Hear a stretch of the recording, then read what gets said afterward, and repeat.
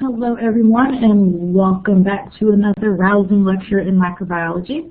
So today what we're going to do is we're going to continue our discussion into pathogenic gram-positive bacteria, but now we're going to talk about Streptococcus. So we talked about Staphylococcus and we talked about the systemic aspects of it, diagnosis, treatment, and prevention, the epidemiology, cutaneous diseases it causes, toxins, defense against phagocytosis, what makes it pathogenic, and so forth. Now we're going to kind of have the same route into our discussion of Streptococcus and various other gram-positive organisms. So Streptococcus is considered a facultative anaerobe, so that means that they can use oxygen if it's available, which is the preferred method because they have some of the enzymes to tolerate oxygen in its toxic form. But if it's not present, then they can switch over to anaerobic metabolism or fermentation in order to get energy. From the name, you can tell what its arrangement should look like. So where we had Staphylococcus and Staph meant a cluster, Streptococcus, which means they're in chains, and cocci, which means that they're still sphericals. Because we're talking gram-positives, they're going to gram stain gram-positive. So the way that we divide this very diverse group of organisms is that we are going to divide them into serial types depending on the cell surface antigens. So the cell surface antigens have been, Rebecca Lansfield is actually, and her colleagues are credited with developing this classification scheme using stereotypes. And so those stereotypes are basically saying exactly what types of antigens or cell surface markers are on these various different organisms within the Streptococcus genus. So with that being said, that's how we can identify them. So we have these groups, A and B, and many of them are significant human pathogens. So the first one that we're going to talk about is Group A strep, which you're probably very familiar with. Group A Streptococcus pyogenes. For its pathogenicity, it has structural components that allow it to evade phagocytosis, specifically that M protein, which destabilizes the complement system. If you remember from A and P, what the complement system is, it's a cascade of proteins that their job, they have three very basic outcomes: inflammation, opsonization, and they also help to kind of ring the alarm to what's going on there. So if it can keep complement from doing its job, from either making the bacteria sticky for opsonization, or they can prevent inflammation from taking place, or for preventing macular adhesion components, or being able to lyse the cell, then that's going to keep that cell from being able to be to work very well. So there are two main structural features of Streptococcus pyogenes that help it to evade phagocytosis, and that one of them is the M protein that we're talking about, and then also hyaluronic acid capsule. Because hyaluronic acid is usually found in the body, it's that intercellular cement that we talked about the other day or in the other discussion or other lecture. Because we normally find it, your body doesn't detect it as being something that's necessarily wrong. So white blood cells might ignore it, and it kind of goes undercover. It's kind of camouflaged by this capsule. So what we've identified is that we have two different types of streptokinases that can break down red blood cells. And those streptokinases that can break down red blood cells, they can, the group A Streptococcus can spread through infected, damaged tissues, and it can also destabilize the DNA as a result. So the streptokinases allow for help for this bacteria to get through tissues and to evade phagocytosis and to just spread further and spread easier. Deoxyribonucleases are going to destabilize the DNA, as we talked about, and it's going to depolymerize it, and it keeps the DNA of the host cells from being able to function properly and to also repair and get new generations of the cells. With that being the case, we're going to have a bunch of dead cells that make up the pulp or the pus, and at the same time it allows Streptococcus to spread more easily. So in addition to that, we have C5a peptidases, which help to break down the complement protein. C5a complement protein is a chemotactic factor. Streptococcus pyogenes decreases the movement of white blood cells to the site, because what C5a does is it kind of helps to ring the alarm. It helps to kind of sound off inflammation that says, hey, we got a problem here, keeps that from happening. Hydromononase also helps to facilitate the spread of Streptococcus through the body. Pyrogenic toxins. And these pyrogenic toxins actually can cause a fever. They also can cause a rash, and at the same time they can cause shock. The way these pyrogenic toxins work is that they'll stimulate the macrophages and the helper T cells to release cytokines that will stimulate a fever, a rash, and shock. And because these toxins can cause the capillaries to dilate, that's what gives that redness to them, to the skin. And then we have streptolyses as a mode of pathogenicity. They're going to break down red blood cells, white cells, and platelets, all of which are needed to elicit an immune response. So group A strep, epidemiology, it infects a lot of times the pharynx or the skin. You can get abscesses, but they're usually temporarily, and they only last until your adaptive immune system can respond to those antigens, specifically the M proteins and the streptolyses that are on the pathogen itself. Streptopyrogen causes disease when the normal competing microbiota are outcompleted or depleted, and you have to have a large inoculum to establish the streptococcal foothold in the body before your antibodies start to get to it. And they can spread very rapidly via respiratory droplets. So some group A streptococcal diseases, there are quite a few diseases that can be caused by group A streptococcus, depending on where that infection is, what type of bacteria we're talking about, and the patient's immune system. Pharyngitis is one of those, which we commonly call strep throat. Pharyngitis is inflammation of the pharynx. It's usually accompanied by fever, tiredness, which we call malaise, headache. The back of your throat typically contains these abscesses, and you have swollen lymph nodes. And those abscesses usually have this white color, kind of color to them. They're kind of pus pockets on the tonsils itself. 50% of patients that are diagnosed with strep, only 50% that are diagnosed with strep actually have it. A lot of times it could just be viral pharyngitis. Correct diagnostic test is usually done with a rapid strep test, and we need to do a rapid strep test before we administer antibiotics, because if it's viral, those antibiotics aren't going to really have, not going to work on it. Rheumatic fever is a complicated, untreated Streptococcus pyogenes pharyngitis. My daughter actually had scarlet fever, which is very similar to that. Inflammation of the heart valves and the muscles can take place. It's an autoimmune response against the heart antigen, so that's why it can cause damage to the heart itself. Scarlet fever, it's called scarlet fever because it actually causes your skin to be reddened, and then the tongue will have a strawberry red rash on it. Like you have this what's called a strawberry tongue. So last winter, my 9-year-old, she had scarlet fever. And what scarlet fever usually accompanies streptococcal pharyngitis. And this is an infection that involves a specific strain of Streptococcus pyogenes. And it comes into place a couple of days after the pyrogen releases its toxin, and it spreads all over the body. So you start off with, you get this rash that happens, and it starts off a lot of times on your chest and then spreads to different parts of your body. And that's exactly what happened to my daughter. She had the rash on her chest, and it spread to her arms and her legs and her hands. Her hands even had a rash on it, and her face was swollen as a result of it.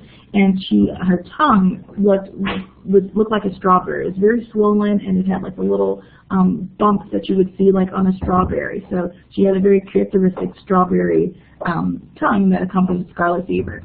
Her pediatrician had never in his entire practice seen a child that had scarlet fever. We kind of think of that as being an older sort of disease, but nevertheless it was a complication from her pharyngitis or her streptococcal induced or caused strep throat.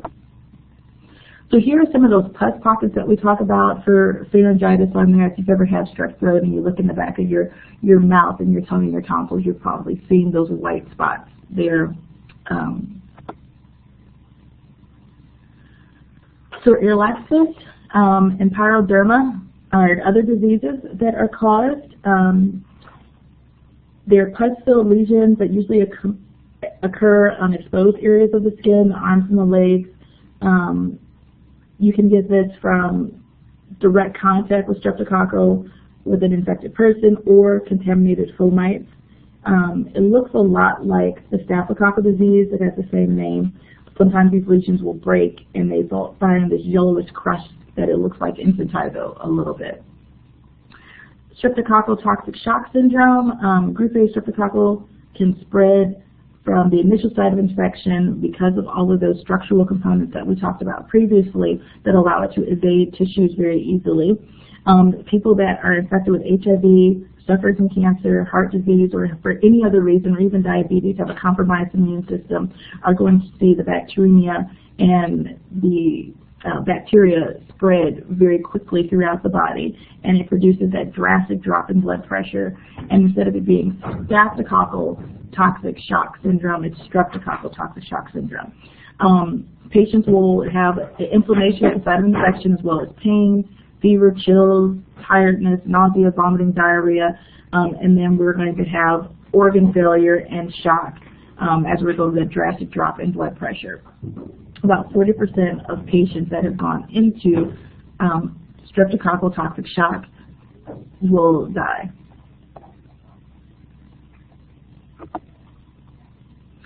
So here is that ellipsis, the localized pus-filled lesions caused by the group A strep.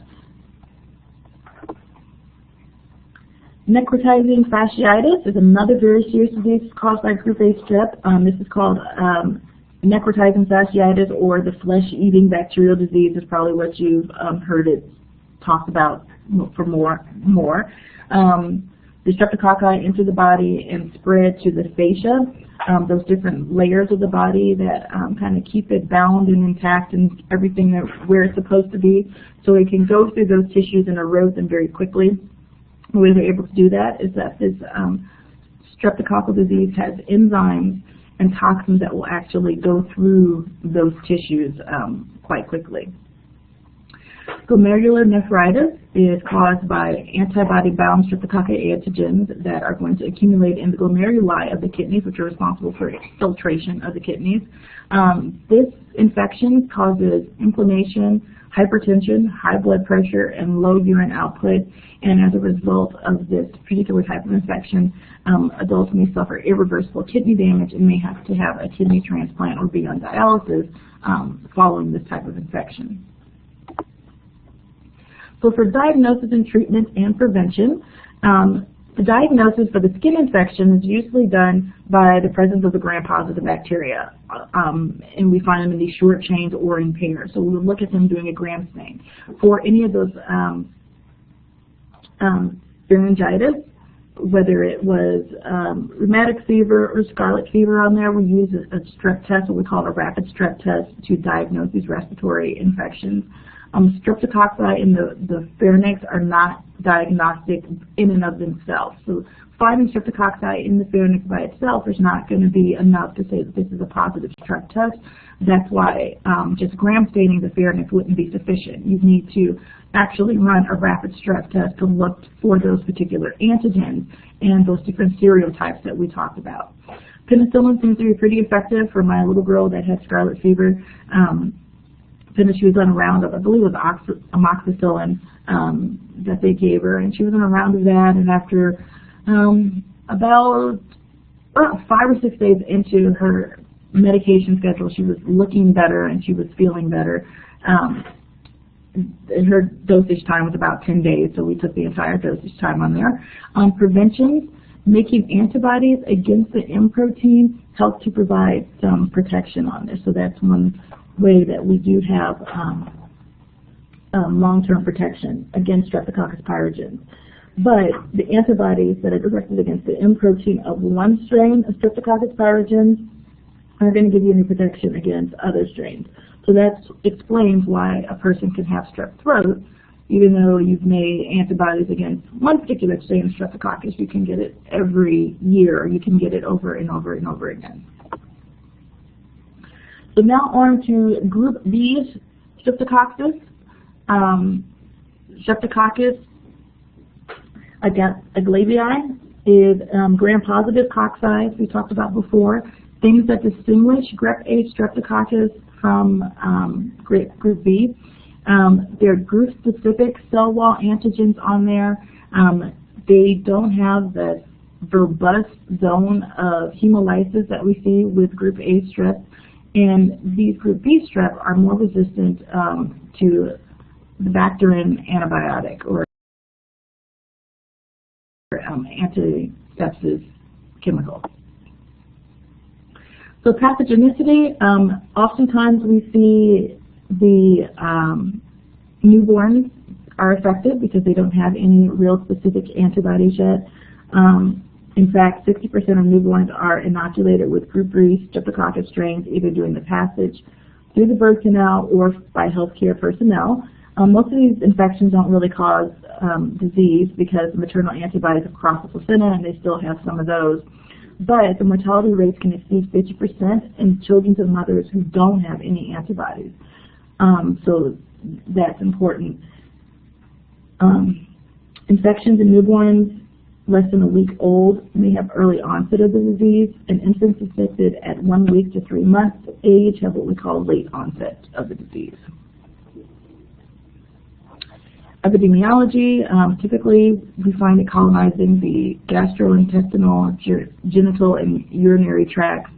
We find it immune infections. Childbirth causes many infections for people that are birthing, have birth children.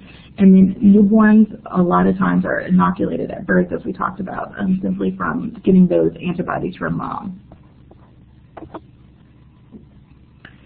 So diseases that it causes, we see neonatal bacteremia, meningitis, and pneumonia. In patients that are older and immune compromised, they are also at risk. For our diagnosis, treatment, and prevention, we can diagnose it with an ELISA test or an enzyme-linked immunoabsorbent assay, and it can identify the group B strep. Treatment with ampicillin or penicillin has been helpful. Prophylactic use of penicillin during childbirth reduces newborn infections. If you're having had a child, a lot of times they will start an IV, and when they start that IV, it's not absolutely necessary, but especially if you're in an at-risk pregnancy, but once they start the IV, they're going to give penicillin during childbirth, and that reduces infections. And then immunizations of women can help protect future children so that this isn't an issue when they begin to have their children. In fact, the Center for Disease Control recommends the administration of penicillin to mothers that are who have urinary tract infections that have tested positive for group B strep.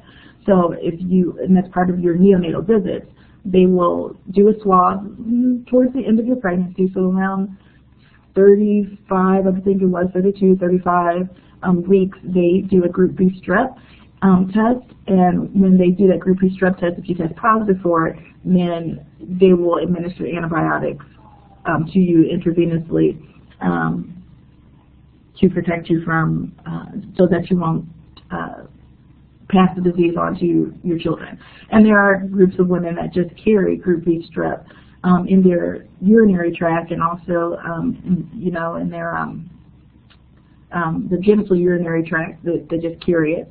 Nothing that they're not sick or anything, they're just healthy carriers, but to prevent them from passing it on to their offspring, they will highly recommend, and I don't even know if you have an option, but you have to be given penicillin. By doing this, it's resulted in a drastic reduction of early onset disease morbidity and mortality by about 70%.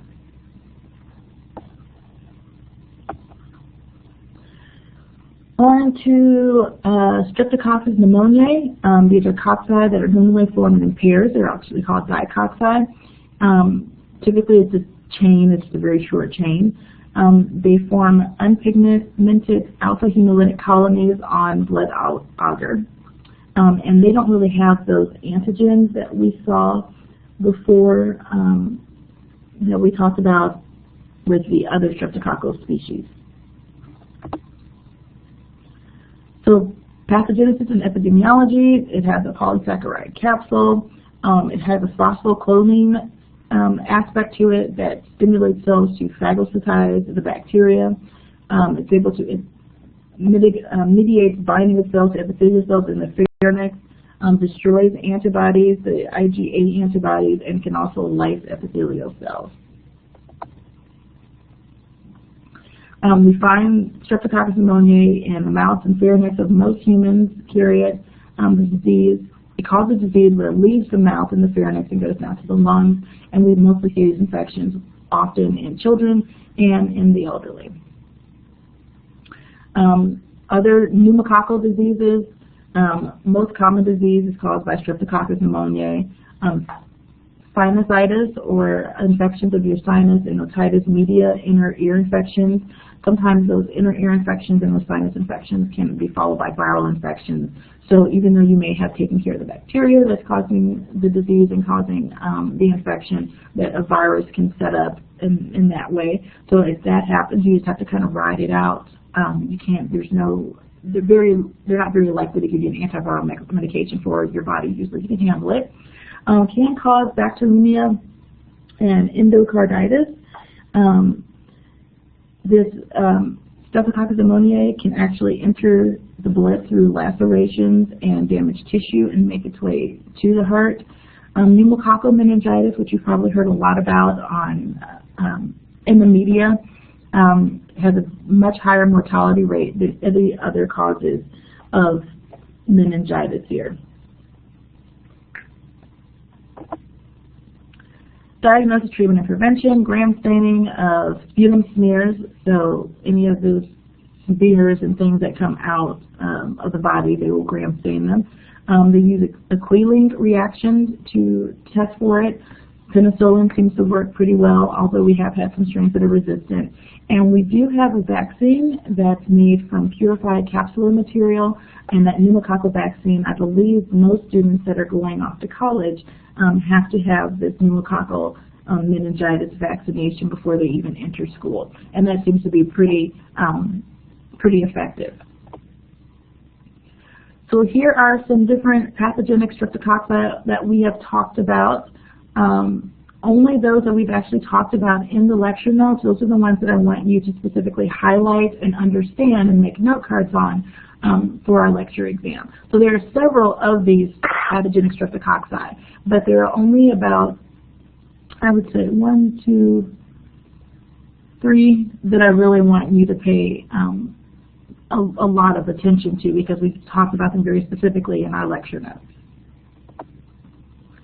All right, so that looks like just as good a place as any to end. When we come back, we will talk about bacillus.